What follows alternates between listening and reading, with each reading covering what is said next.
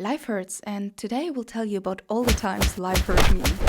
I wasn't really a sickly kid, but I wasn't particularly, well, that's a hard word, particularly, I wasn't really left unscared either.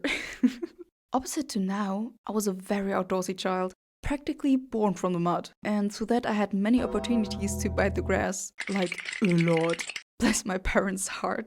I know there's a saying that you learn from pain, but I can't even remember the first story, which must mean I can't learn. Or I was just too young to remember. It's a miracle I made it to this point. Anyways, every time my mom tells the story, you can physically see her soul leaving her body. When I was a wee little lad, maybe 2 or 3, me and my brother spent a lot of time at our aunt's on my mother's side. Both of them were doing their grown-up talks in the kitchen while me and my brother played in the backyard. ¿Puedes creerlo? Dijo que... And it even got on the ceiling.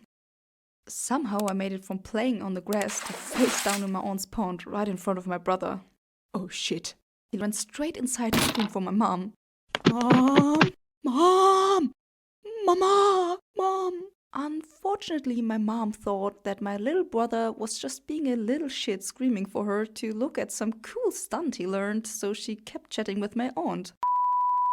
But as my brother kept shouting his little lungs out like a burnt victim, she finally came down to look at what was so important. God, yes, okay, I'm coming. What is... Oh shit. So she fished my moving body out of the pond, assuming the worst. Don't be dead, don't be dead, don't be dead.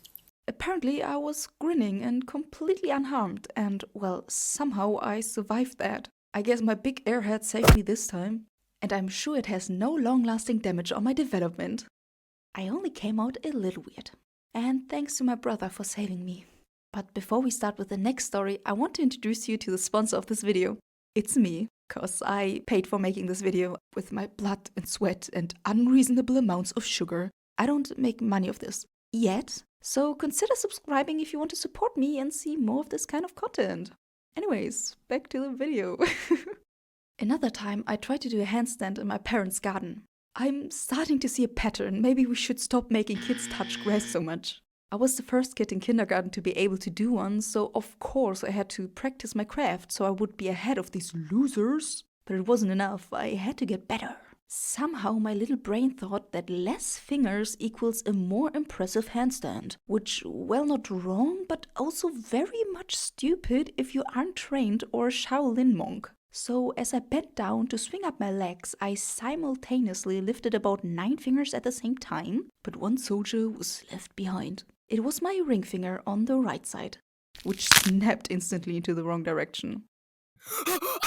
The good thing about the situation was that I got a pretty pink cast for 6 weeks. I got lots of attention, a weird look from the doctor, and lots of signatures from my classmates, which was pretty cool. Then we come to the time a car decided to use me as a doormat. Everything between my brother and me always ended up in some kind of competition.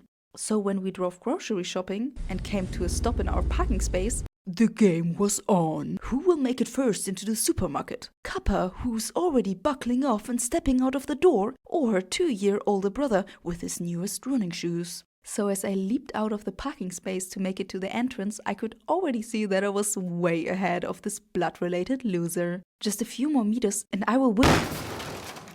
Well, I mean, I survived, but it did hurt. Also, the woman who drove into me stepped out of the car profusely apologizing to my parents while I was fascinated that a whole tire just drove over my leg.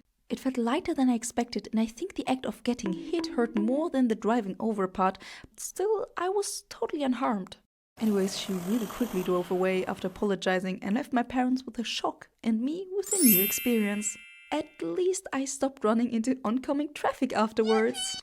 My parents didn't have the easiest time with me. But a story my mom is still telling at every family function is the time I hurt myself so bad she felt awkward to go outside with me for weeks. I was running around in the living room playing with blankets and pillows like my ass was on fire, and like the idiot I was, I tripped over that damn orange blanket. I still remember the color of that orange blanket. I had the perfect trajectory, so my eye socket landed directly on the solid edge of the stone vase. I cried like a kid who just smashed their head on a vase. The pain was short-lived, but the bruise it left lasted for almost a month. Mom told me she felt like everyone was looking at her with a disapproving glare. I never noticed a thing. And I also almost killed myself quite recently. It was me and my boyfriend wandering in the woods. It was one of our early stages, so we were all lovey-dovey, walking around, taking pictures and having a fun time. We walked past 3 fallen trees stacked above each other in a crisscross pattern.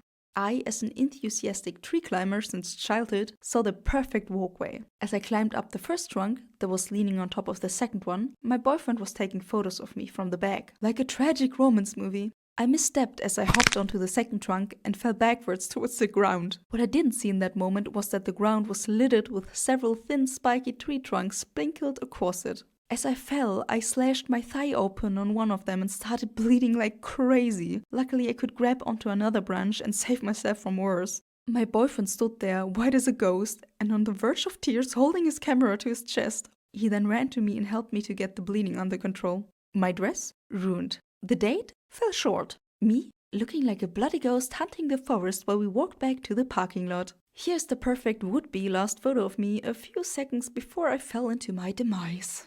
There are many more stories I could tell about life hurting me or me hurting me, but I'm a college student, so I can't animate all of that before getting carpal tunnel syndrome. But if you want to see more of these little animated stories, I would recommend you to subscribe and like this video. See you next time!